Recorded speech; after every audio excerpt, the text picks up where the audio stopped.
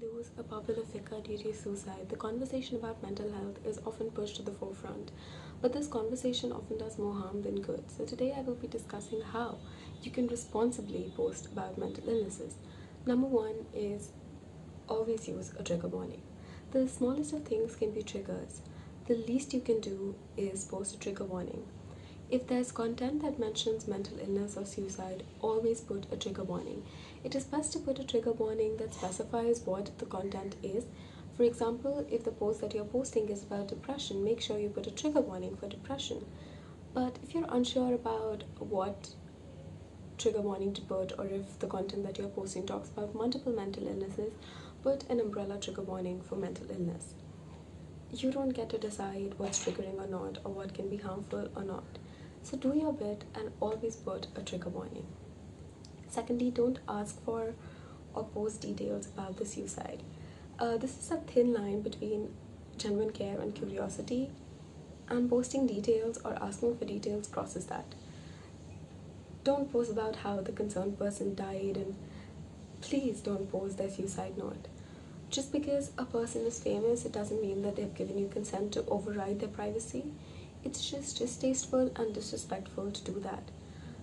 Plus, it can be really harmful posting about methods or suicide notes. It can be extremely triggering. Even if you put a trigger warning, it's just not okay to post that. Thirdly, stop shifting the blame. When you say the words committed suicide, you are putting the onus on the victim. It has a very negative connotation to it. The onus should instead be on the circumstances that lead a person to taking such a drastic step. There's a lot wrong with the world that we live in. Therapy is often too expensive, and mental illnesses still produce a huge stigma in the society.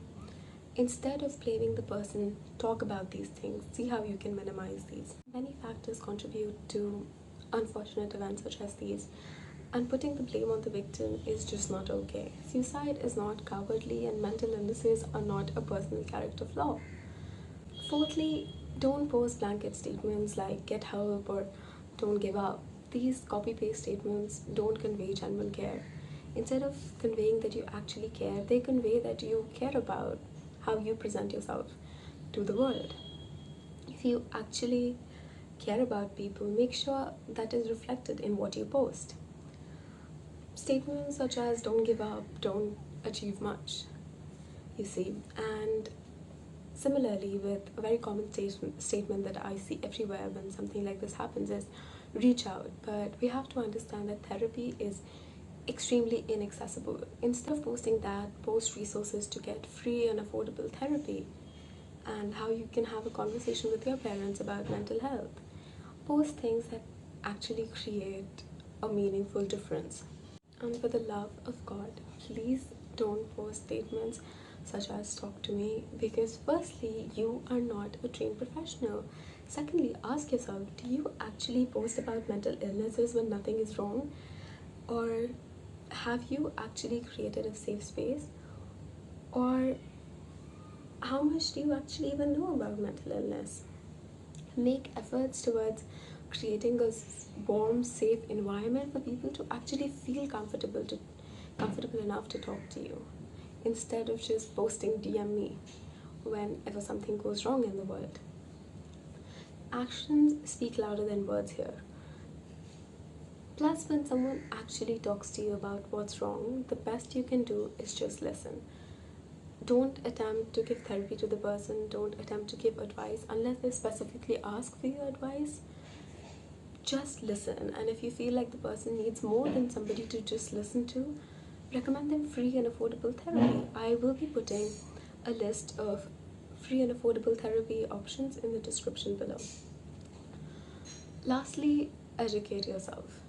Don't wait for something like this to happen to have a conversation about mental illness. Learn about triggers, learn about what kind of mental illnesses are there, and what's the best way you can support a friend when they confide in you about their illness or their disorder.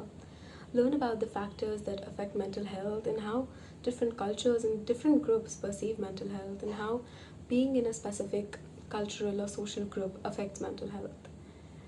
mental health is a huge field, and the best you can do to make sure you are creating meaningful change in that field is to keep yourself educated about what exactly contributes to mental health, mental illness, and suicide. The whole video can be summarized in 3 C's: uh, conscious, care, commitment. So be conscious about the trigger warnings and the content that you post. Genuinely care about people. It's really not that hard. And read about various disorders and see what you can do to help people. Remember that you cannot cure someone's mental illness by just talking to them. Care means actually caring enough about people to check in on them. And commitment. So post about mental health consistently and be committed to the cause of mental health. Don't just wait for tragedy to happen to actually talk about mental health. As I mentioned before, make yourself a safe space so people can actually feel comfortable ranting or venting to you. With that, I will end this video and I will see you next week. Please be mindful of what you post and take care of yourself.